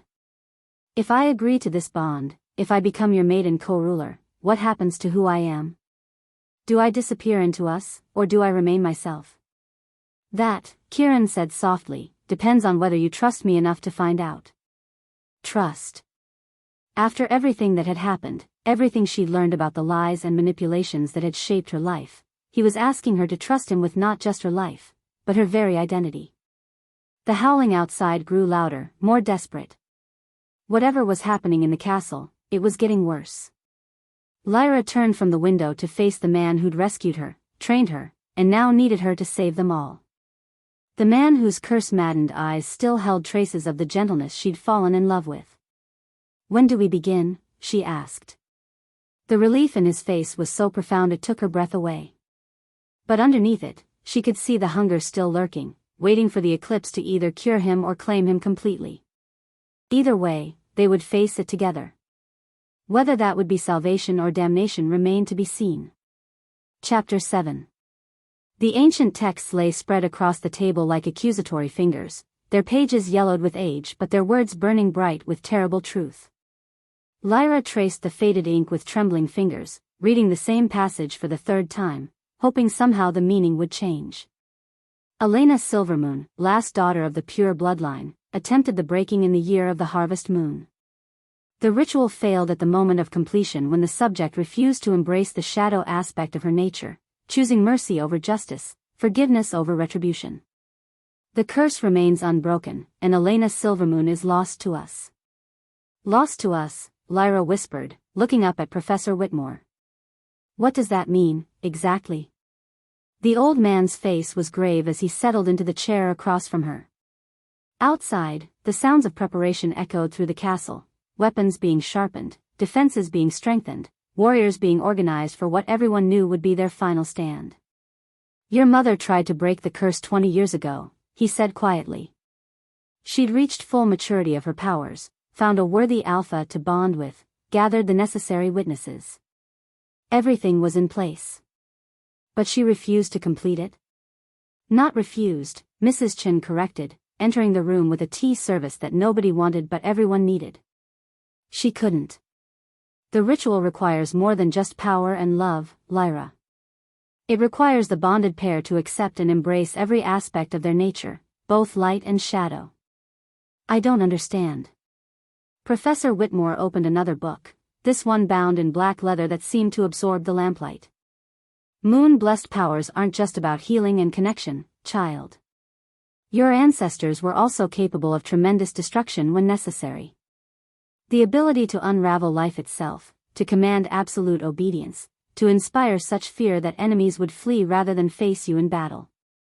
Lyra thought of her father's death, the way he'd simply ceased to exist under her power.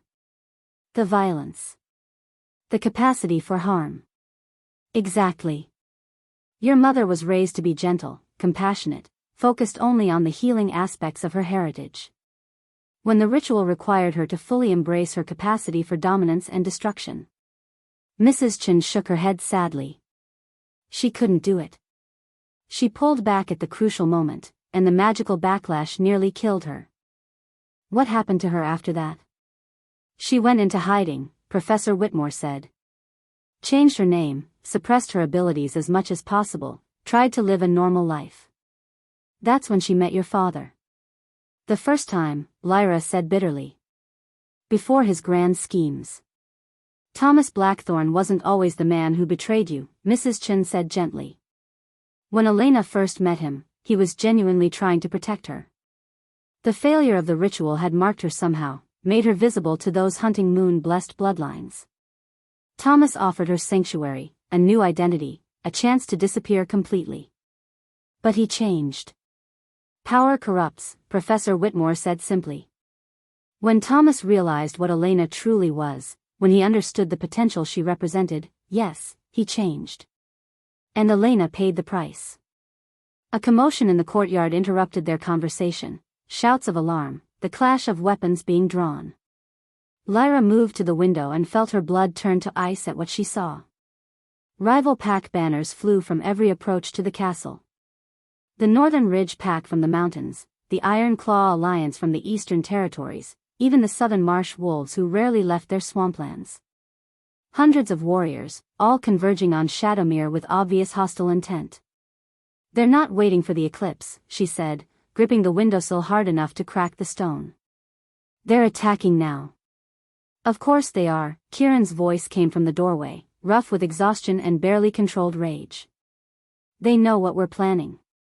They can't let the ritual succeed." Lyra turned to face him and had to suppress a gasp. In the hours since their conversation, his condition had deteriorated dramatically. His eyes were more wild than human now, his movements predatory and unstable. When he smiled, she could see that his canine teeth had elongated into something approaching fangs. "How long before you lose yourself completely?" she asked quietly. "Hours, maybe less." His laugh was bitter, edged with something that made her skin crawl. "Rather perfect timing for a siege, don't you think?" "Kieran," Mrs. Chin said carefully, "perhaps you should." "Should what?" "Hide away until I become a monster. Lock myself up so I can't hurt anyone when I finally snap." His control slipped for a moment, and power radiated from him in waves that made every piece of glass in the room vibrate dangerously. "I'm still the Alpha King. Still responsible for every soul in this castle. I'll be damned if I abandon them now." Another crash from outside, closer this time. Through the window, Lyra could see the first wave of attackers reaching the outer walls. "How many do we have?" she asked, her mind already shifting into tactical mode. 53 fighters capable of full combat," Captain Sarah's voice came from behind Kieran as she entered the room. "Another 20 or so who can assist with defense but shouldn't be on the front lines." "Against how many?" Conservative estimate? 300. Maybe more. The numbers were impossible. Even with the castle's defensive advantages, they were outnumbered 6-1 by werewolves who had nothing to lose and everything to gain. There has to be another way, Lyra said. Some way to. There isn't. Kieran moved to the weapons rack mounted on the wall, selecting a sword that looked like it had seen decades of battle. This was always going to end in blood, Little Moon. The only question is whose. But the ritual can't be performed if we're all dead. His smile was sharp, dangerous. Which means we fight. We hold them until the eclipse reaches its peak, and then. He looked at her with eyes that were barely human anymore. Then you decide whether you can do what your mother couldn't. The weight of command settled on Lyra's shoulders like a physical burden. Everyone in the room was looking at her, waiting for her to make the impossible choice between leading a hopeless battle and abandoning everyone she'd come to love.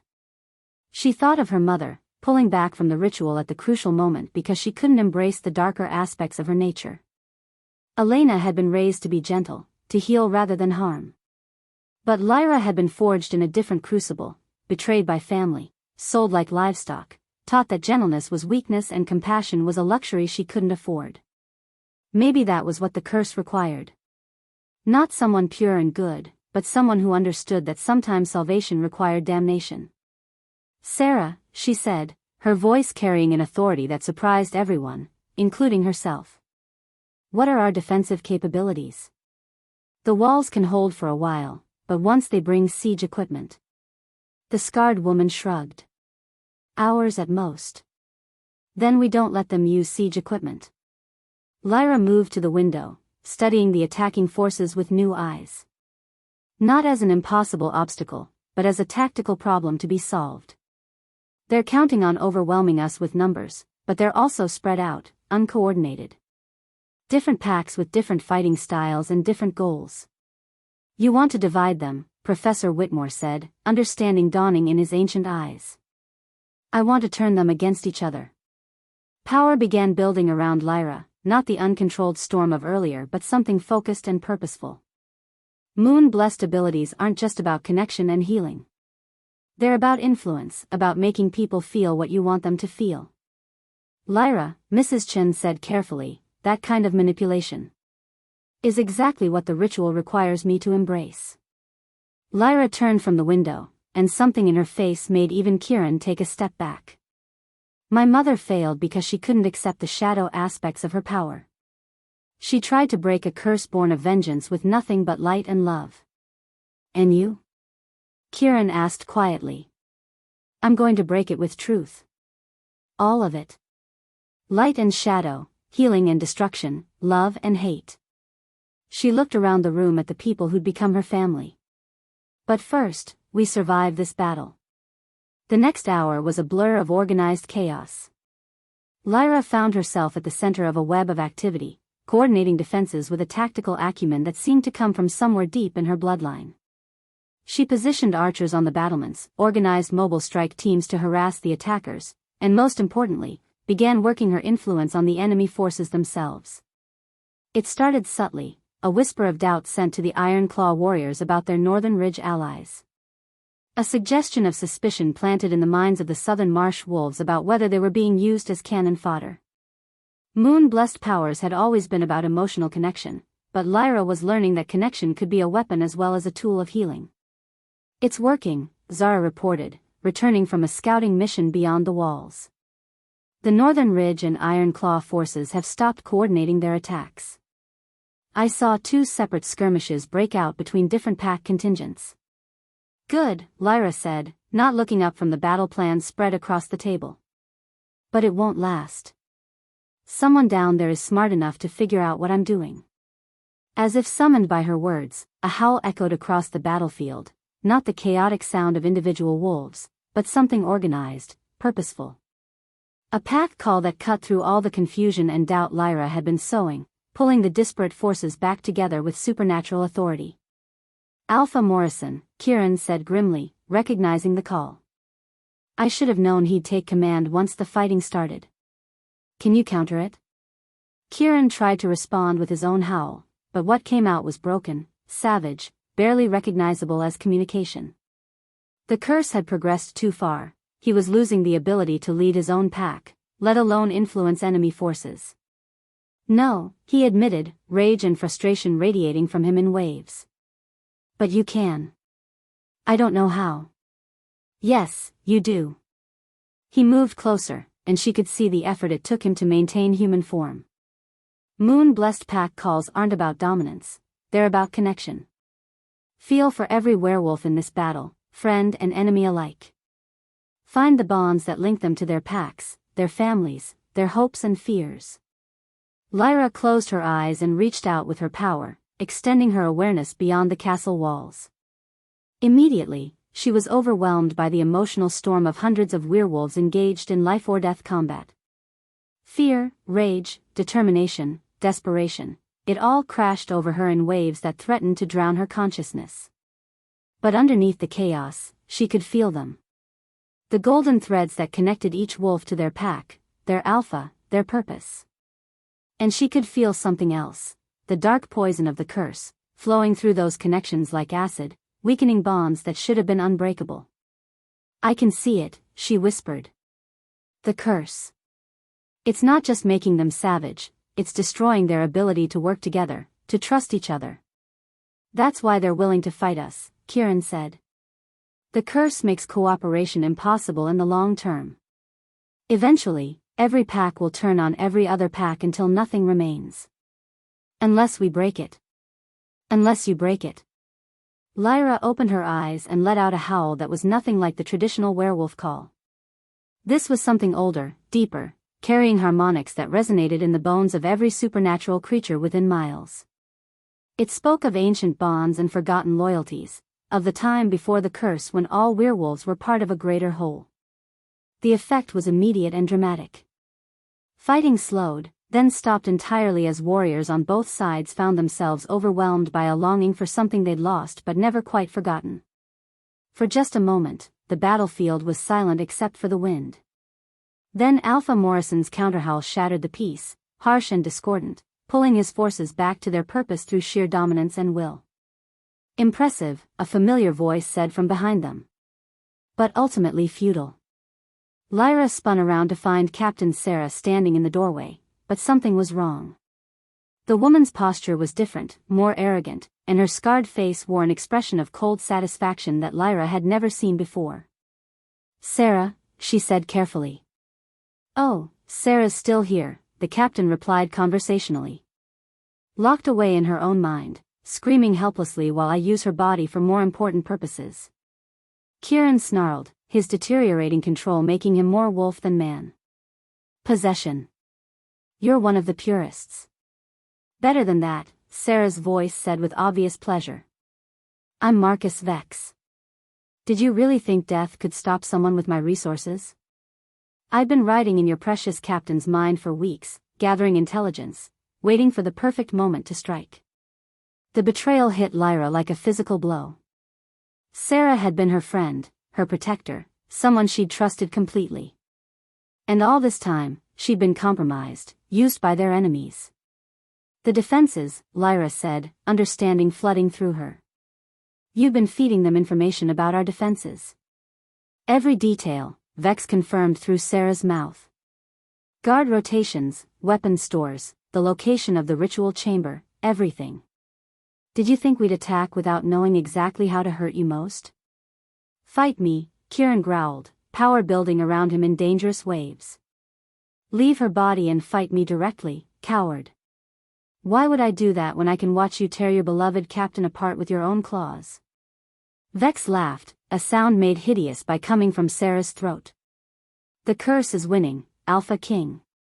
In minutes, you'll be nothing but a rabid beast, and these people will have to choose between letting you slaughter them or putting you down like the mad dog you're becoming. As if summoned by his words, another wave of the curse's progression hit Kieran.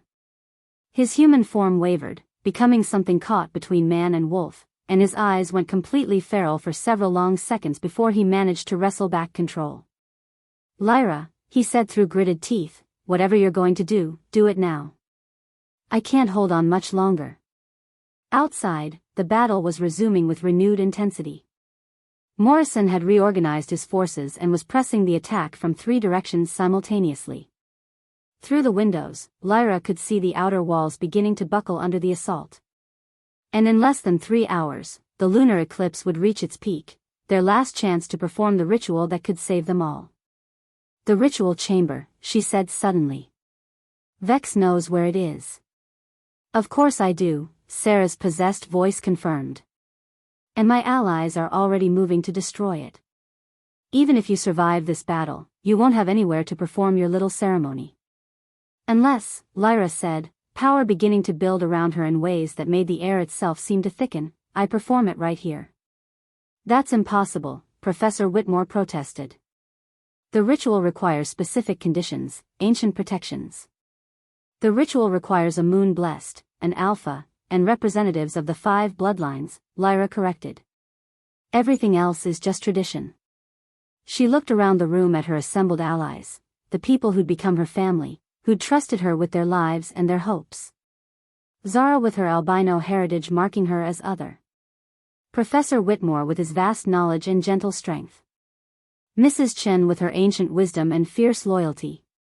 And Kieran, fighting every second to remain himself long enough to save them all. Right here, she said again, decision crystallizing in her mind. Right now, before the eclipse, before Vex can stop us. We break this curse the way it should have been broken centuries ago, with truth instead of tradition, with courage instead of ceremony. And if it kills us all? Vex asked through Sarah's mouth, but there was something like uncertainty in the possessed captain's voice now. Then we die free, Lyra replied, power crackling around her like visible lightning. Which is more than your curse has offered anyone. The time for preparation was over. The time for doubt had passed. Whatever happened next would determine not just their fate, but the future of every werewolf alive. And for the first time since learning of her heritage, Lyra Silvermoon felt ready to embrace both the light and shadow of what she was. Chapter 8. The Great Hall of Shadowmere had become a war zone. Ancient tapestries hung in tatters, their threads mixed with silver and blood on the stone floor. Through the shattered windows, the sounds of battle raged as the castle's defenders fought desperately against overwhelming odds. But in the center of it all, Lyra stood in a circle of power that made the air itself shimmer like heat waves. Are you insane? Vex snarled through Sarah's mouth, backing away as energy crackled around Lyra in visible arcs. You can't perform the ritual here, in the middle of a battle. The magical interference alone will tear you apart. Then you'd better hope I succeed quickly, Lyra replied, her voice carrying harmonics that made the ancient stones of the castle resonate. Because if I fail, the backlash will level this entire mountain. The truth was, she had no idea if the ritual would work under these conditions. Everything she'd read spoke of careful preparation, sacred spaces, optimal lunar alignments. But the eclipse was still hours away. Kieran was losing himself to the curse by the minute, and their enemies were literally at the gates. Sometimes you had to make your own sacred space. Professor, she called, not taking her eyes off the possessed captain. I need the 5 bloodlines. Where are our representatives? Zara for the Moon Whisper line, the old man said, understanding immediately. Mrs. Chen carries Starweaver heritage. I'm descended from the Shadow Kin. Captain Sarah. He paused, looking at their compromised ally with pain. The real Sarah is Stormcaller bloodline. And the 5th? You, child. Silvermoon is the 5th and strongest of the ancient lines. Then we have what we need. Lyra began drawing power from deep within herself, not the gentle healing energy she'd been practicing, but something raw and primal that made her bones sing with ancient magic. Form the circle. Now. You're making a mistake, Vex warned through Sarah's voice, but there was genuine fear there now. The ritual requires willing sacrifice, complete trust between the bonded pair. Look at him. He pointed at Kieran, who was on his knees, fighting to maintain human form as the curse ravaged his system. He's more beast than man. The bond will destroy you both. Lyra looked at Kieran and felt her heart break a little. His eyes were wild, unfocused, and she could see the enormous effort it took him to recognize her at all. But underneath the curse's corruption, she could still feel the man she'd fallen in love with. The one who'd rescued her, trained her, shown her what she could become. "Kieran," she said softly, extending her hand toward him. "I need you to come back to me. Just for a few minutes. Can you do that?"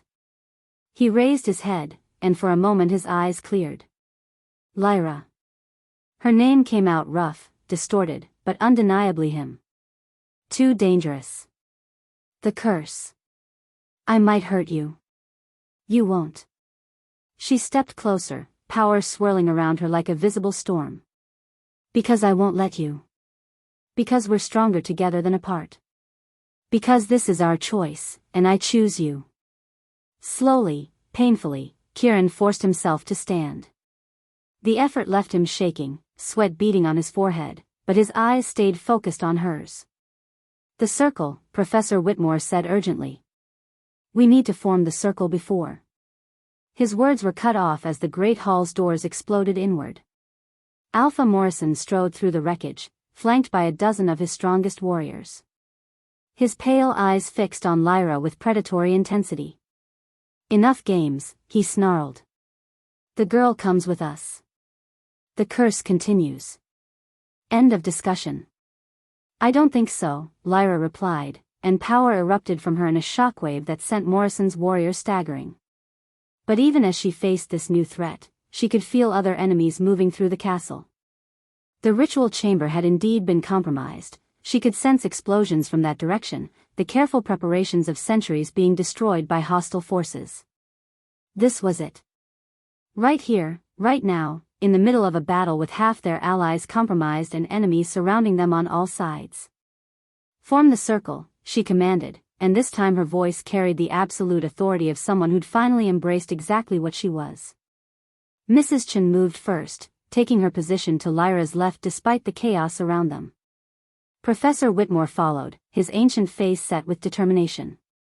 Zara came next, her pale features stark with concentration. That left Sarah, still possessed by Vex, still controlled by their enemy. "I won't help you," the possessed captain said. "The Stormcaller line will not participate in this abomination." "You're right," Lyra said quietly. "Vex won't help us. But Sarah will." Before anyone could ask what she meant, Lyra reached out with her power, not to attack, but to connect. Moon-blessed abilities were about emotional bonds, about finding the threads that linked one consciousness to another. And Marcus Vex, for all his supernatural resources, was still a foreign presence in Sarah's mind. She found the captain's consciousness locked away in a cage of will and malice, trapped but not destroyed. And she reached for it with everything she had. "Sarah," she called, her voice echoing on multiple levels of reality. "I know you're in there. Your pack needs you. Your family needs you. I need you." For a moment, nothing happened. Then Sarah's face contorted with effort, and when she spoke, it was in her own voice. "Lyra?" Confusion, hope, and desperate determination warred in the captain's eyes. "I can feel him fighting me, trying to regain control. I don't know how long I can." "Long enough," Lyra said firmly. "That's all we need. Long enough." Sarah nodded and took her place in the circle, her scarred face set with the same determination that had made her a legendary warrior. The moment the 5 bloodlines were connected, the air in the great hall changed. Power flowed between them like electricity, creating a bond that was visible to supernatural senses as streams of silver light.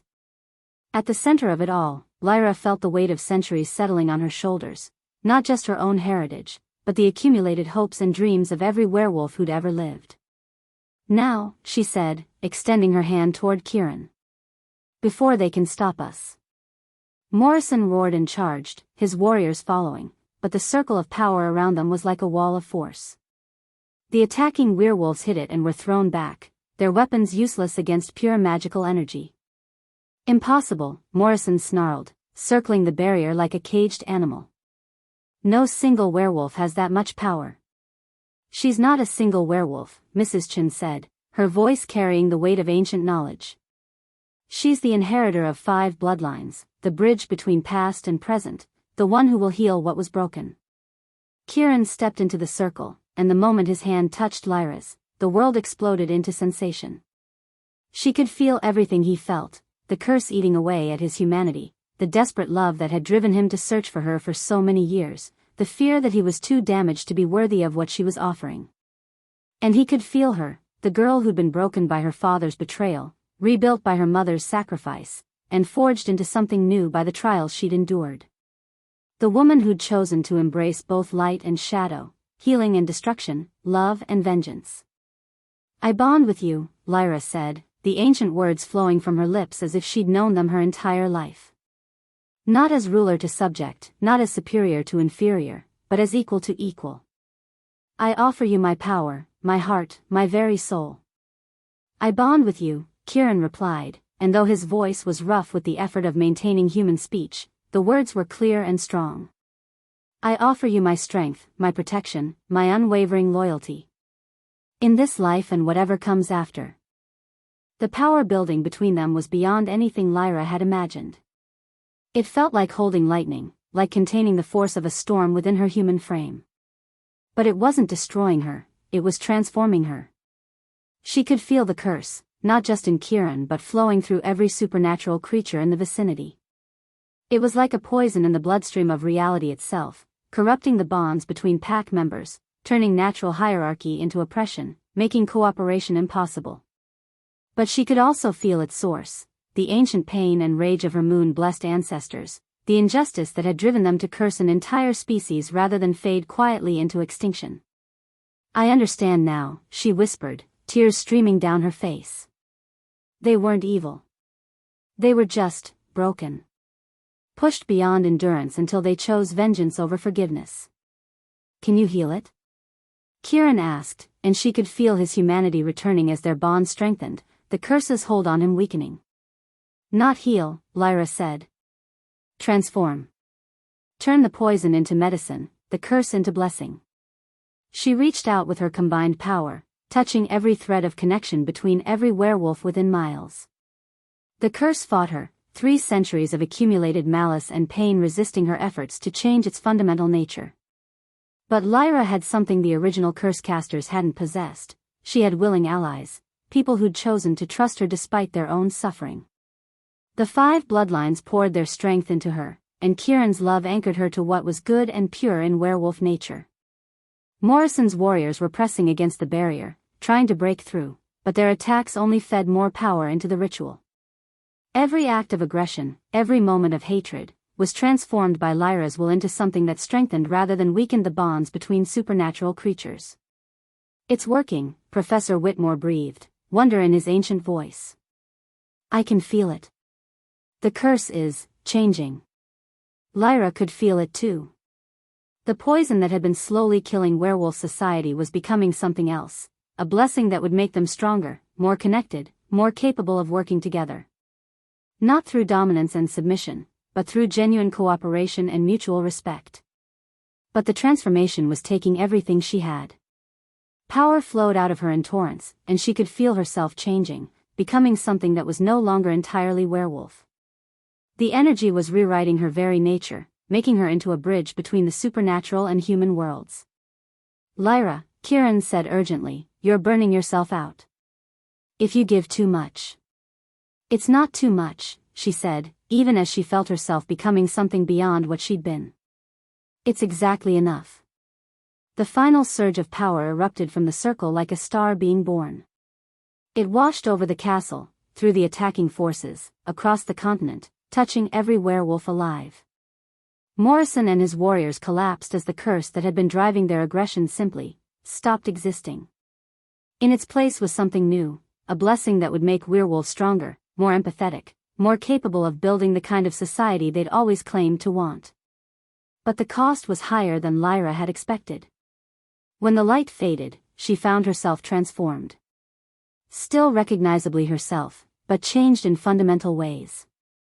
Her body had settled into the shape it was always meant to have, strong, healthy, beautiful in a way that had nothing to do with conventional standards. Her eyes now held flecks of silver that shifted like moonlight on water. And the power radiating from her was unmistakably other, something that marked her as belonging to both the supernatural and human worlds without being entirely part of either. "What have you become?" Morrison asked, his voice filled with awe rather than hostility. "What I was always meant to be," Lyra replied. "A bridge. A healer. A leader who rules by choice rather than force." Around the Great Hall, werewolves who had been enemies moments before were helping each other to their feet. The blessing she'd created didn't eliminate their capacity for conflict, but it made cooperation the default rather than competition. "The Alpha Queen," Mrs. Chen said softly. "The moon blessed who would heal the wounds between our people and theirs." "Not just werewolves," Lyra corrected, feeling the full scope of what she'd become. "All supernatural creatures. And humans too, when they're ready." Kieran stood beside her, fully himself again, the curse's corruption completely cleansed from his system. But he too had been changed by the ritual, made stronger, more stable, perfectly suited to rule alongside someone whose nature transcended the traditional boundaries of their species. "So what happens now?" Sarah asked. The possessed captain had been fully restored when the curse broke. Marcus Vex's spiritual presence banished along with the malice that had sustained it. Lyra looked around the great hall, at the werewolves who had been willing to die for the hope of something better. Then she looked beyond, through the shattered windows to where hundreds of former enemies were beginning to understand that the world had fundamentally changed. "Now," she said, power settling around her like a crown made of starlight, "we build something new. A society where strength is measured by character rather than dominance. Where being different is a gift rather than a curse. Where no one has to choose between who they are and who they're expected to be." "And if some refuse to accept the new order?" Morrison asked, though his tone suggested he was genuinely curious rather than threatening. "Then they'll find that the old ways of thinking simply don't work anymore," Lyra replied with a smile that was equal parts gentle and dangerous. "The blessing I've created makes genuine cooperation more rewarding than conflict. Those who try to cling to oppression and dominance will find themselves increasingly isolated. A benevolent dictatorship," Professor Whitmore mused. "Ruled by someone who literally cannot abuse power because her nature prevents it." "Not a dictatorship," Lyra corrected. "A partnership. Kieran and I will rule together, but we'll rule with the consent of those we lead.